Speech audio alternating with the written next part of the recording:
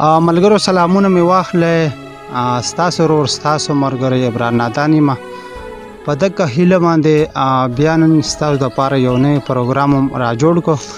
په څنګ کې را سره نواب علي صابر صاحب ناست دی او دې خوا را سره سیف الله ورور ناست دی چې ډېر خلک د 1122 په نوم باندې هم پیژني. ملګرو مازدیګری دی او ارټ کې ناست یو ستاسو دپاره یو ښکلی پروګرام ریکارډ کو. نواب علي صابر صاحب تا ته پروګرام کې هرکلی مینه محبتونه وایي.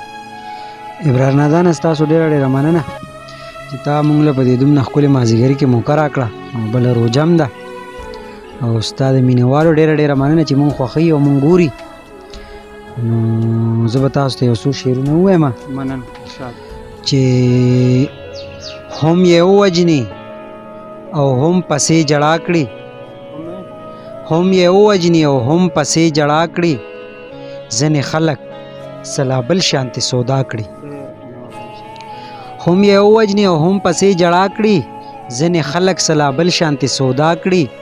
او 2 روپۍ چې ورکوي خلک راغونډ کړي، 2 روپۍ چې ورکوي خلک راغونډ کړي، د غریب په غریبۍ پسې خندا کړي. 2 روپۍ چې ورکوي خلک راغونډ کړي، د غریب په غریبۍ پسې خندا کړي او د پښتون بچي چې وجني خاموشي وي،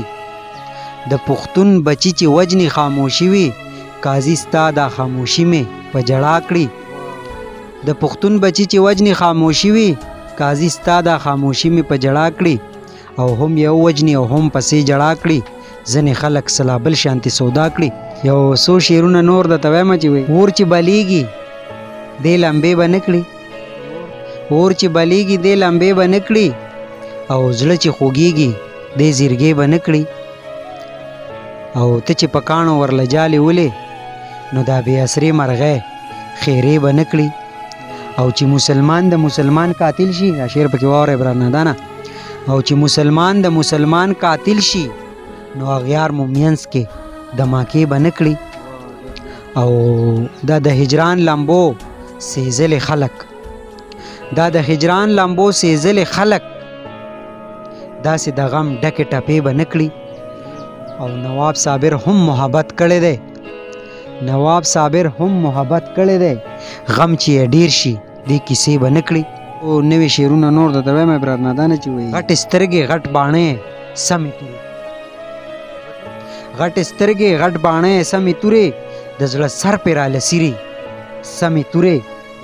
او د ارې په شان مې سم ارې ارې کړي، د ارې په شان مې سم ارې ارې کړي، مړه کاتی ما زخمی کی سمې تورې او ما چې وویني رقیب سره پخلی شي، ما چې وویني رقیب سره پخلی شي، راله زړه پر هر کړي سمې تورې او خدای خبر چې دی د کمې خاورې جوړ دی، خدای خبر چې دی د کمې خاورې جوړ دی، بلا زړونه پې جوبل دي سمې تورې او لیونی ټول د خپل چم ورته خیران وي، لیونی ټول د خپل چم ورته خیران وي چې په مخ زلفې خورې کړي سمې تورې او مازدیګر کې په ځان سمه خواري وکړي، مازدیګر کې په ځان سمه خواري وکړي، هر انداز یې قتلول کړي سمې تورې او خدای خبر چې به نواب صابر شي پاتې، خدای خبر چې به نواب صابر شي پاتې، ورپسې د چا خیری دي سمې تورې